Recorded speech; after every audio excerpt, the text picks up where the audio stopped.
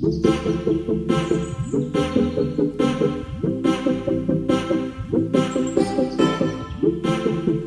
Guys, this is me Jewel. Welcome back to my YouTube channel. നിങ്ങൾ ആദ്യമായിട്ടാണ് ഈ channel കാണുന്നതെങ്കിൽ സബ്സ്ക്രൈബ് ചെയ്യുക. ഈ ചാനൽ നിങ്ങൾക്ക് ഇഷ്ടപ്പെടുകയാണെങ്കിൽ ലൈക്ക് ചെയ്യുക, കമന്റ് ഷെയർ ചെയ്യുക. അപ്പോൾ നമ്മൾ ഇന്ന് പറയാൻ പോകുന്ന വിഷയം എന്ന് വെച്ച് കഴിഞ്ഞാൽ പ്രശ്നങ്ങളെ പറ്റിയാണ്. ആർക്കാണ് ശരിക്കും പ്രശ്നങ്ങളില്ലാത്ത? ജനിക്കുന്ന കുഞ്ഞു തൊട്ട് വലിയ വലിയ സ്ഥാനത്തിരിക്കുന്നവർക്ക് വരെ പ്രശ്നങ്ങളുണ്ട്. ഇപ്പോൾ ഒരു ജനിക്കുന്ന കുഞ്ഞിനാണെങ്കിൽ ചിലപ്പോൾ അവരുടെ വെയിറ്റ് കൂടുതലാണെങ്കിൽ ചിലർക്ക് വെയിറ്റ് കുറവായിരിക്കും, അല്ലെങ്കിൽ എന്തെങ്കിലും ഹെൽത്ത് ഇഷ്യൂ കാണും.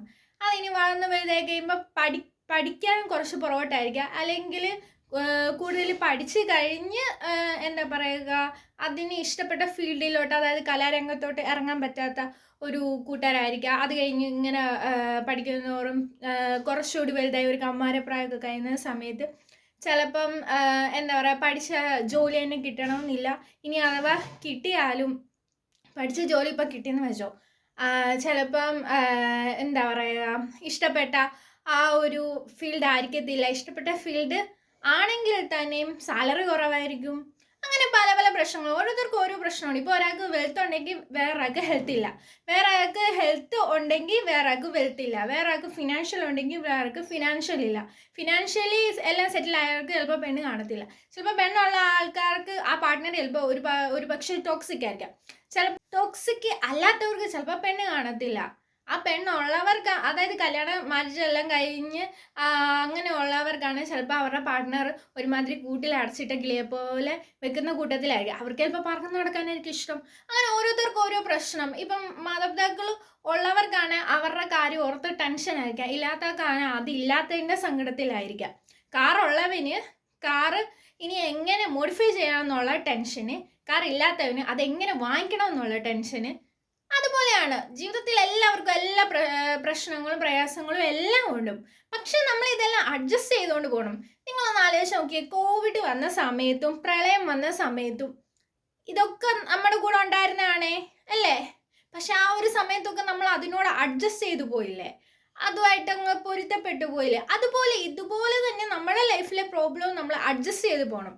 ഇങ്ങനെ അഡ്ജസ്റ്റ് ചെയ്ത് പോയാൽ മാത്രമേ നമുക്കതിൽ നിന്ന് എന്താ പറയുക, എങ്ങനെ ഇറങ്ങണം എന്നുള്ളൊരു സൊല്യൂഷൻ കണ്ടുപിടിക്കാൻ പറ്റത്തുള്ളൂ. അങ്ങനെ ഒരു സൊല്യൂഷൻ കണ്ടുപിടിച്ച് കഴിയുന്ന സമയത്ത് നിങ്ങൾ അതുമായിട്ട് അഡ്ജസ്റ്റ് ചെയ്ത് അങ്ങ് പോകും. ഇപ്പം എന്താ പ്രോബ്ലം എന്ന് വെച്ച് കഴിഞ്ഞാൽ ആ പ്രോബ്ലമായിട്ട് നിങ്ങൾ ഇങ്ങനെ അഡ്ജസ്റ്റ് ചെയ്ത് അങ്ങ് പോകും. അഡ്ജസ്റ്റ് ചെയ്യുന്ന പോകുന്ന സമയത്തായിരിക്കും ചിലപ്പോൾ പെണ്ണില്ലാത്തവർക്ക് ഒരു പെണ്ണിനെ കിട്ടുമായിരിക്കാം, ഫിനാൻഷ്യൽ ഇല്ലാത്തവർക്ക് ഫിനാൻഷ്യലി ഇൻഡിപെൻഡൻ്റ് ആവുന്ന സമയം, അല്ലെ കാറില്ലാത്തവർക്ക് കാറ് കിട്ടും. എന്തൊക്കെയാണോ ആഗ്രഹിച്ചത് അതൊക്കെ കയ്യിലെത്തുന്ന ഒരു ഫീലായിരിക്കാം.